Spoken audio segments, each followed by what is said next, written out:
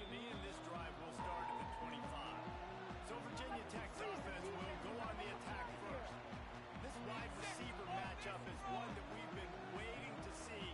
You have two guys on either side, Jesse, who are really going to make the secondaries nervous. Oh, they should, because these guys can take the top off of defense. You've got two very dynamic individuals playing on each offense, and if I'm playing quarterback in this game for either team, I am going to take my shots and give my guy an opportunity, because both of these guys, they've proven they can make surface-level catches. I mean, when they're not open, they're open.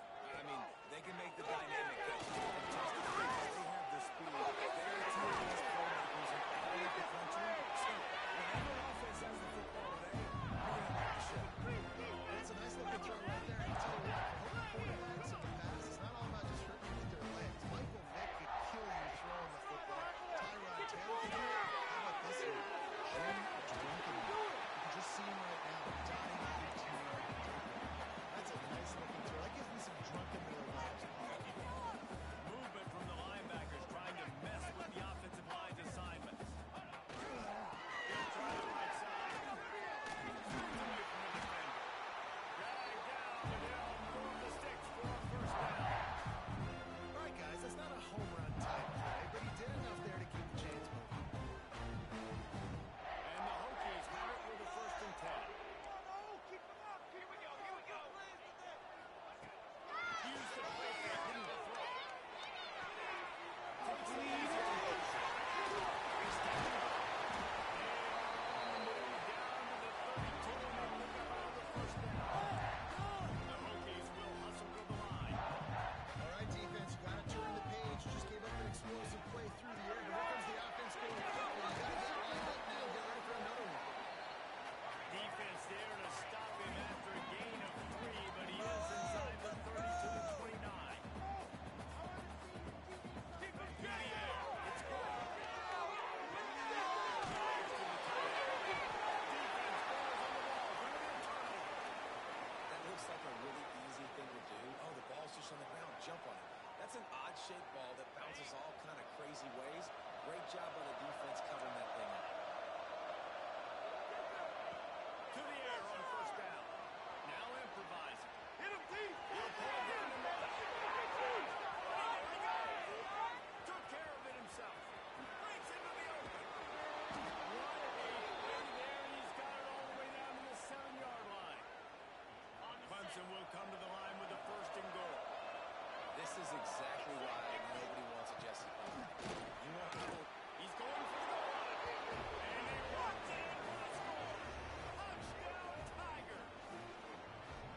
This offense is so good. Man, they can hurt you in so many different ways, and they do it so quick, so explosive. They can put small drives together, big drives together. They've really had a great year, and that's why they're a top 10 offense.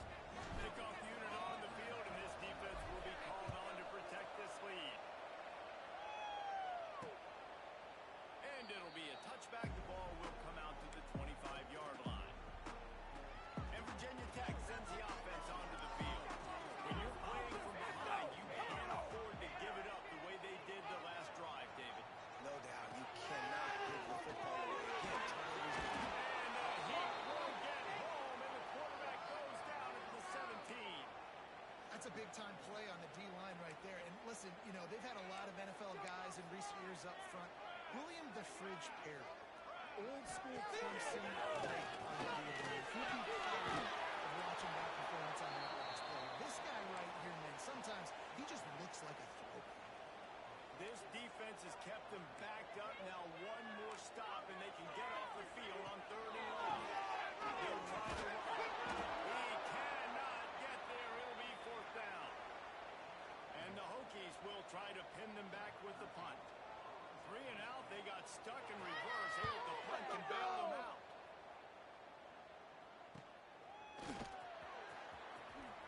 That's a perfect example of not settling for a fair catch. Pick up whatever yardage you can and help out the offense. Ready up.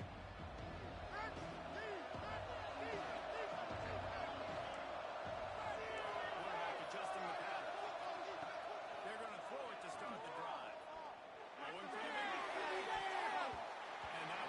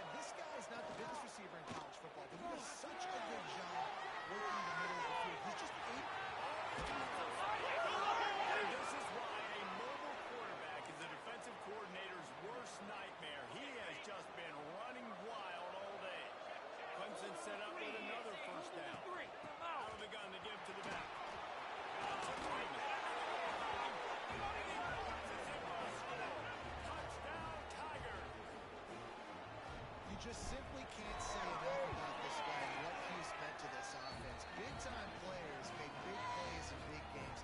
He has shown up each and every week. That's his 15th rushing score on the season.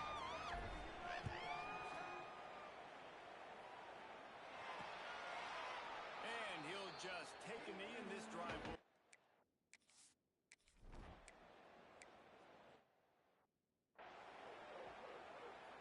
And here comes the punt team. This will be the second time they've had to kick it away.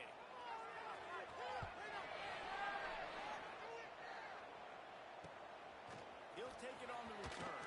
They make the stop, and that is exactly what you want out of your punt cover unit. They'll try to put a drive together starting from the 36. Give to the running back. And they'll bring him down after a short pickup.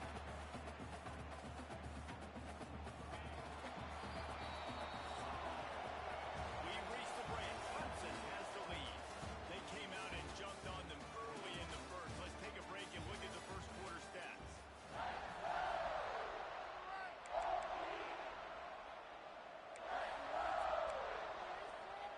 Had a chance to talk it over during the break, and they'll start with second down. Wants to go up top. They're able to get him stopped just short of the first down. Clemson is quick to the line. And it's incomplete on third down. Well, the defense finally has figured it out. That was critical for their confidence because they had been scored on earlier. They'd given up a ton of yards. I think they understood the gravity of the situation. Third down, that was critical for them to get off the field, build momentum, build some confidence. Nice job that time by the defense. All down, and they'll move the sticks as he picks up the first down.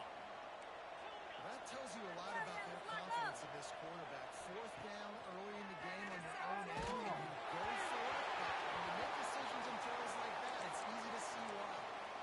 Hit hard just as he released it on first down and just couldn't get it to the receiver.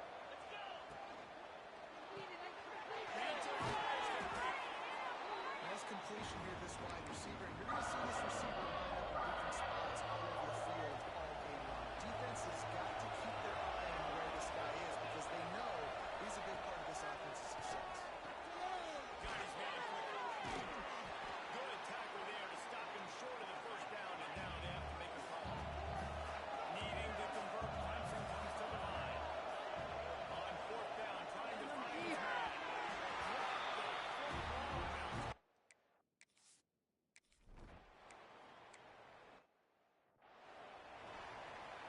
The punt team makes its way onto the field.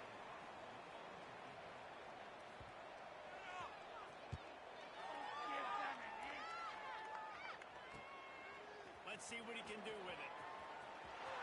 Makes it.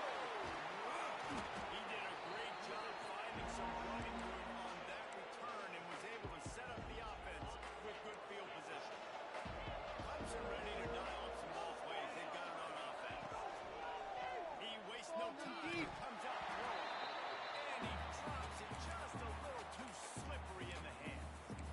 And that can be frustrating to watch running backs not make plays like a receiver, but they're not a receiver. A lot of times when they have the guys around them, the focus that receivers have just, it doesn't exist in there. You can tell just drop the football. Lost a little bit of focus. I think those footsteps were close enough where he heard. They'll snap this one from the 42. It's first and 10. Nice job by the quarterback, seeing the receiver come over, hitting the football, making the first down, and they like to do this. When they make a first down, they want to go fast, they want to crank up the tempo. Gonna try and get it himself. What an individual effort there by the quarterback on the RPO because everybody was covered. He just takes off and he shows you his ability out in the open field. He's like a running back. He's got great vision. He's got the speed. He looks so natural when he's in the second level carrying the rock. Huge gain on offense by the Q. I love it on that play. Man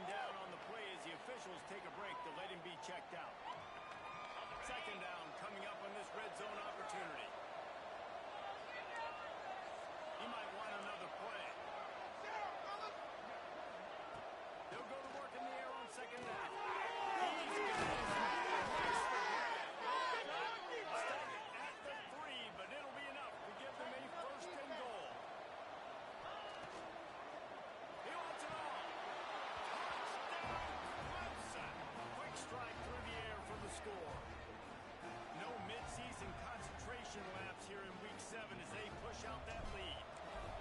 I've been really impressed with this offense this first half. Coming in a hostile environment, hostile crowd, man, and they haven't given them anything to cheer about. Offense, defense, now up 20-0, and these people are eerily quiet in here.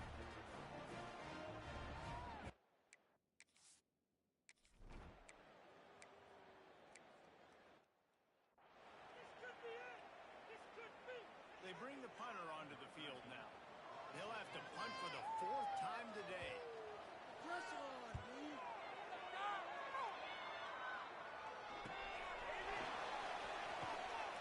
Everybody stays in their lanes well enough, and they stop him at the 31-yard line.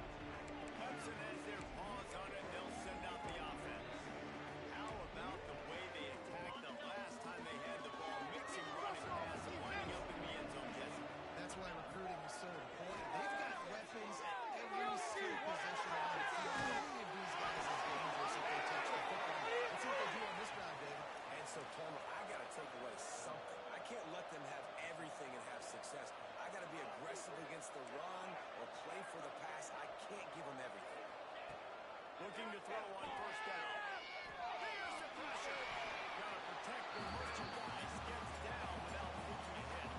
Down to 2 minutes before the half. They'll take the timeout and see if they can add a little more before the break. Second down coming up.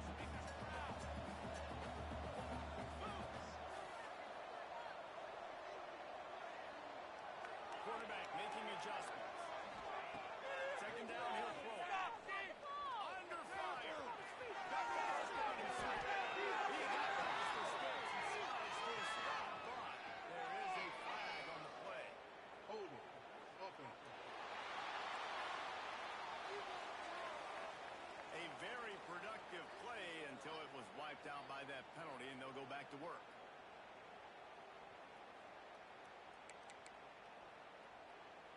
And now on second down for this offense. Back to pass. He let the thing fly quickly, but he couldn't make the connection. Well, he's linked up with his quarterback 4 times in this first half. Finally, they're not able to connect on that one. I think the defense just had enough. I think they've said, you know what, you can throw it somewhere else, but you're not going to get to that guy. We're going to have coverage helping out on that receiver. Make a feeling, baby. On third and long, doesn't need to take the check down. Defense on skates that time. They finally drag him down at the 42. Clemson jumps to the line. Lost the throw on first down. A shot toward the end zone. Touchdown, Tigers. They went for it all, and it paid off with the score.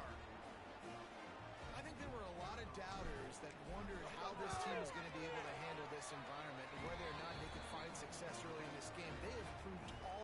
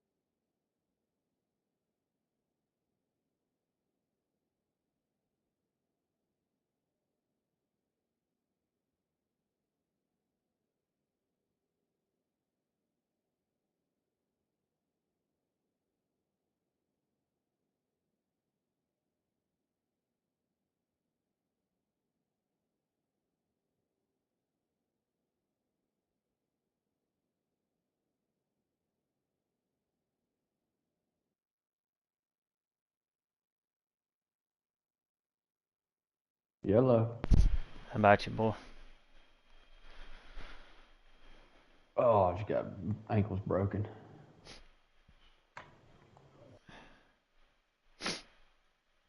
I'm hanging in there. How about you? I'm good.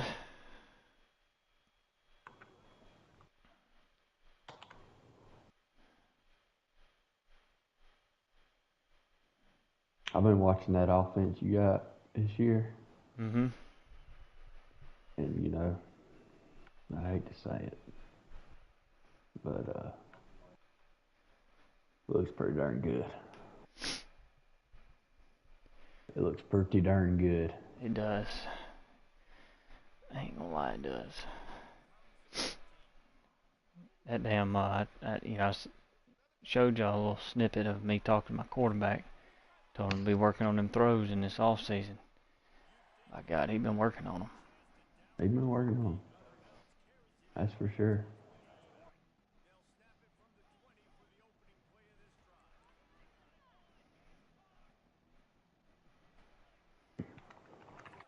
Oregon got the 9.9 speed running back. He's just a little bit faster than my guys.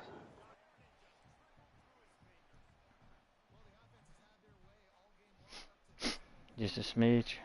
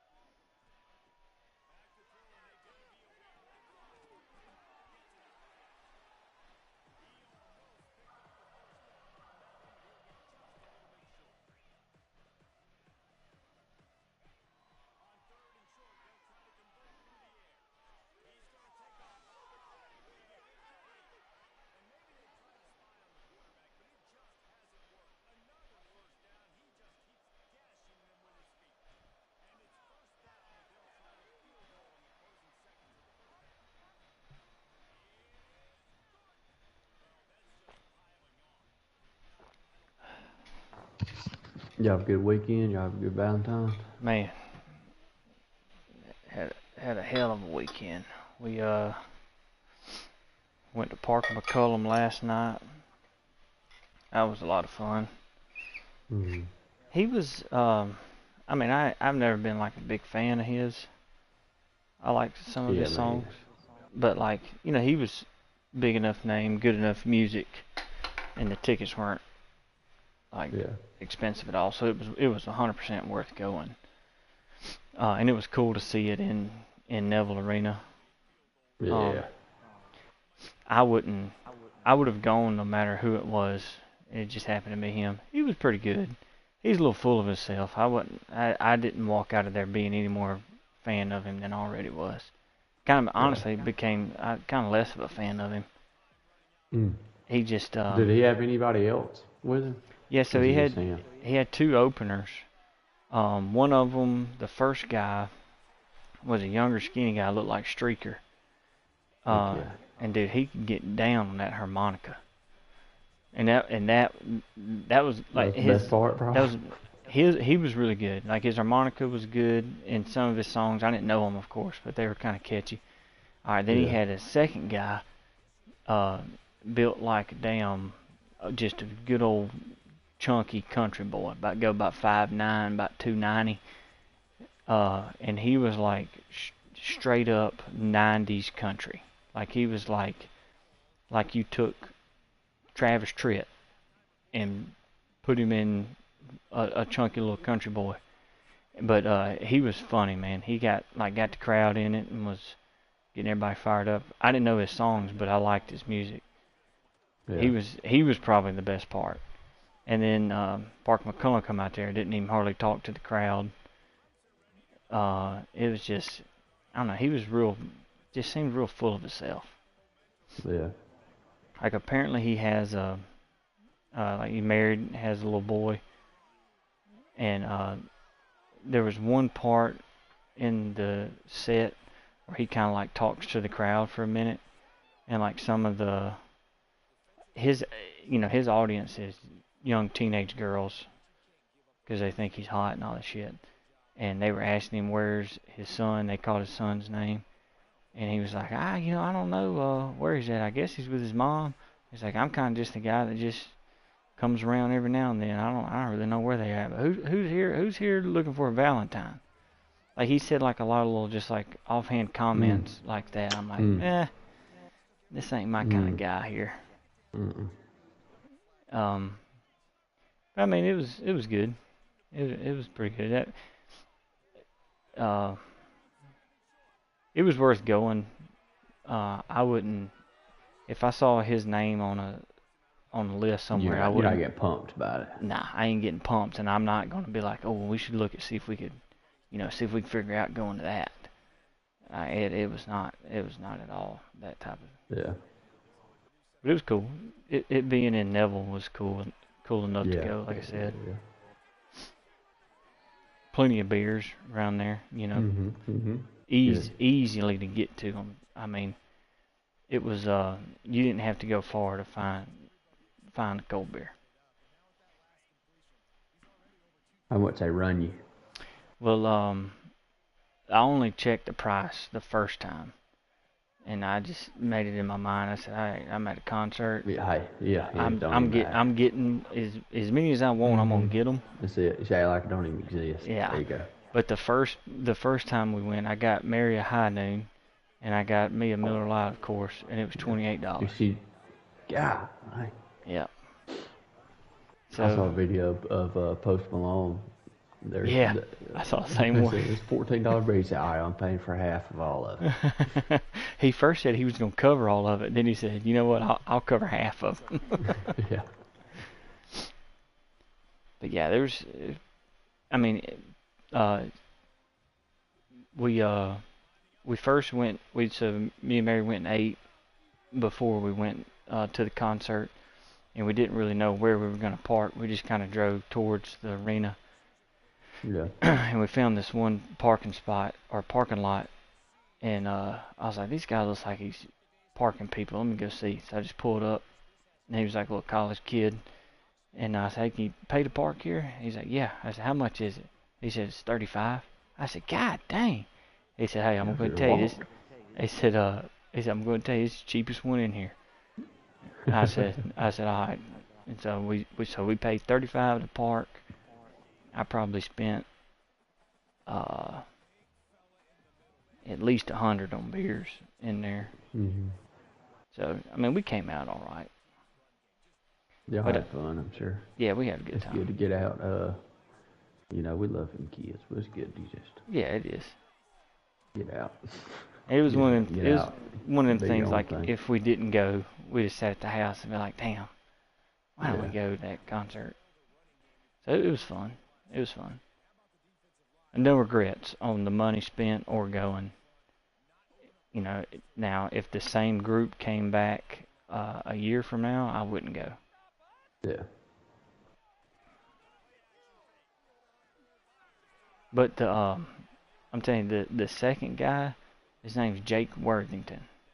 I don't think he's ever going to be a big time star. He didn't have that kind of feel to him.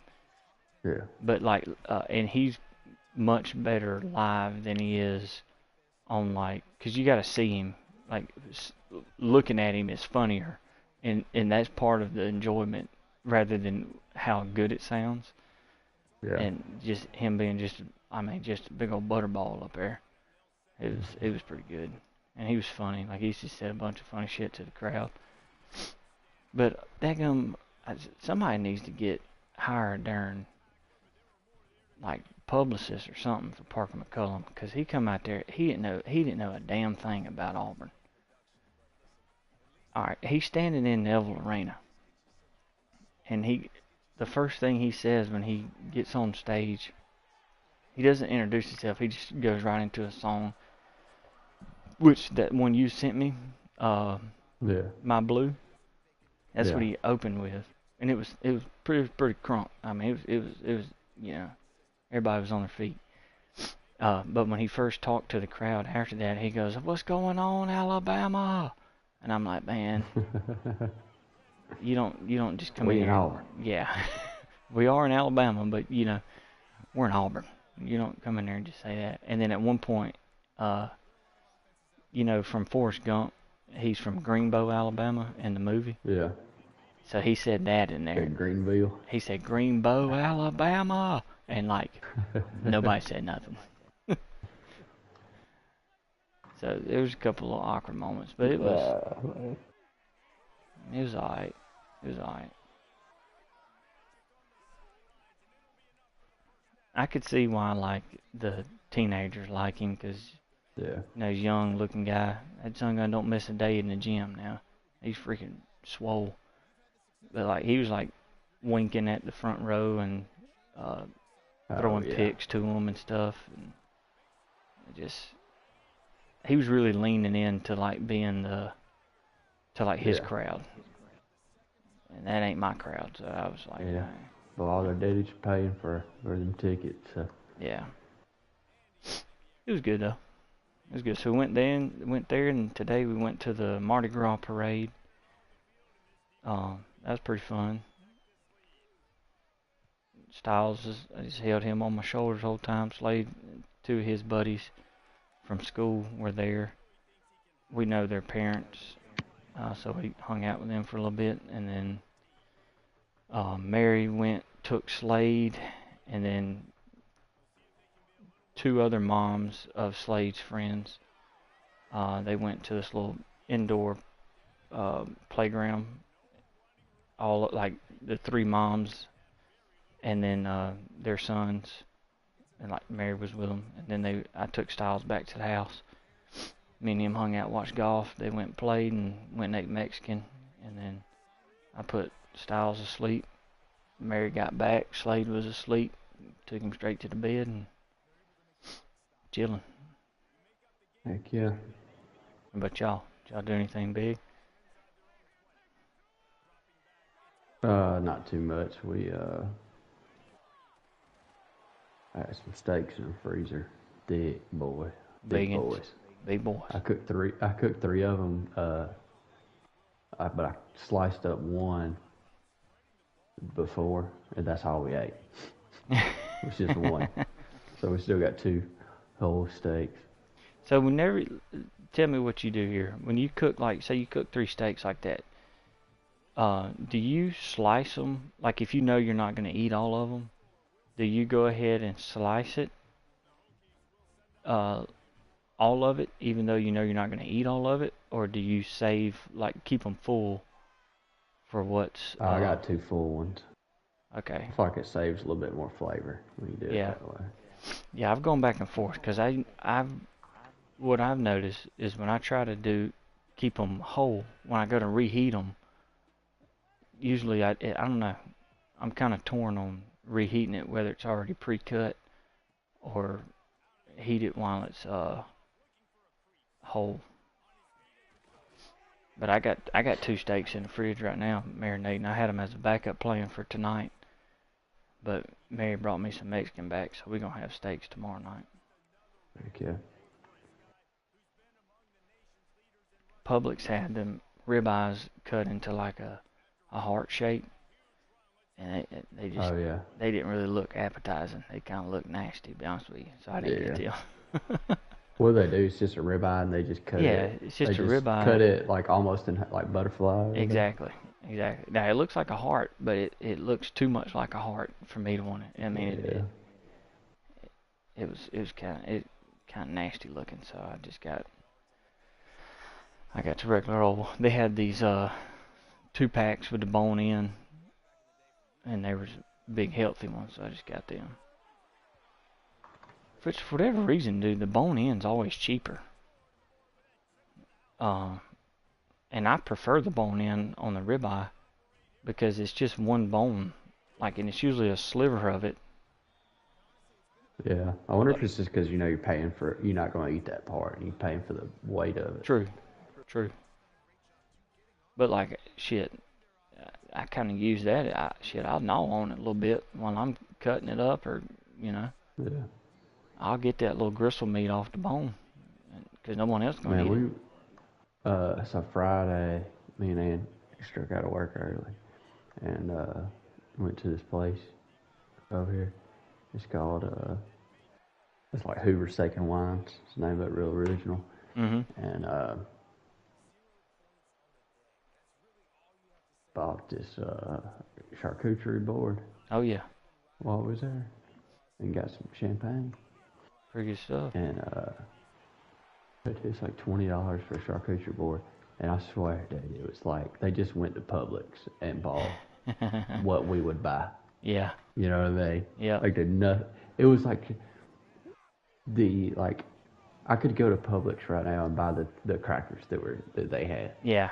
It was the exact ones. Damn.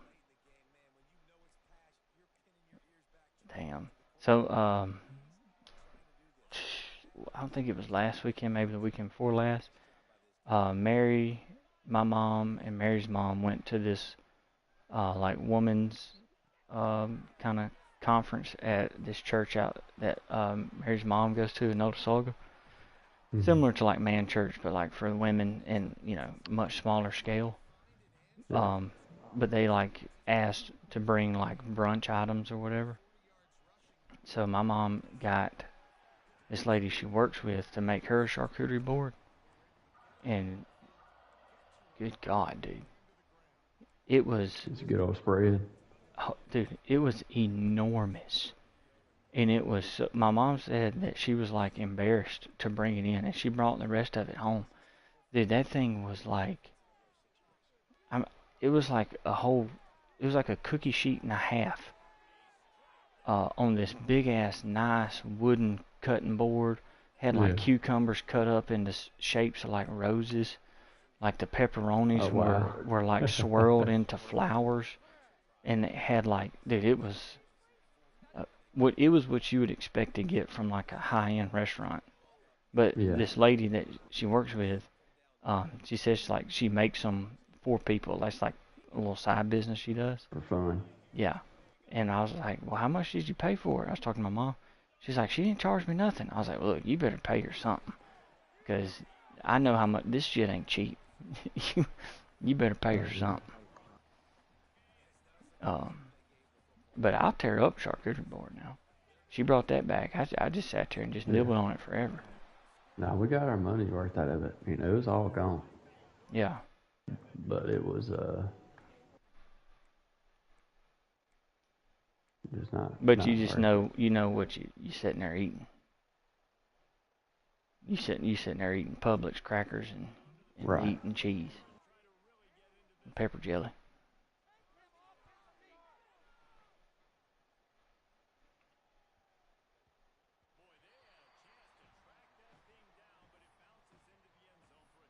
Look like Oregon might need a new coach.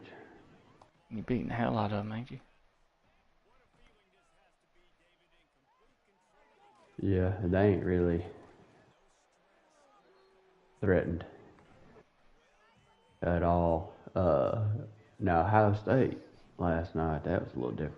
I skimmed through that one. I was like, damn. Well, I had like a bunch of BS happen. Yeah, that pick six was some bullshit. When he threw it to his defensive lineman.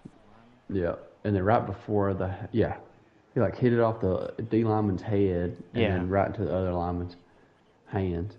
And then like right before the half, my guy like dove to catch it and it just bounced off his hands and he their guy picked it off when if that was just an incomplete pass. If the ball just falls to the ground instead of bouncing up in the air, then it's I kick a field goal and it's overtime. Yeah. The whole time I was skimming through it, I was looking at the score. And I was just subtracting that pick six in my head, and I was like, dude, Yeah. it's 24-7, but really, or 24-10, but it really should be 17-10. Like it just changes the whole dynamic of the game.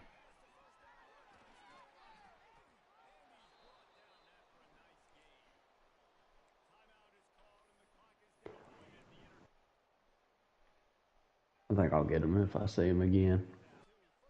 Like my defense is pretty good. Their overall isn't great, but they're good at like what I'm asking them to do. And like they just couldn't really. Like my corners, I run a lot of man. Mm-hmm. Couldn't man their guys up. You know, but like this game, at one point in time, their quarterback was like 1 for 10 with a pick. Yeah. But not Ohio State. No. That quarterback threw for about 200 in the first half. Probably finished with about 350, 400. Well, I just beat Virginia Tech 66-0 at their place.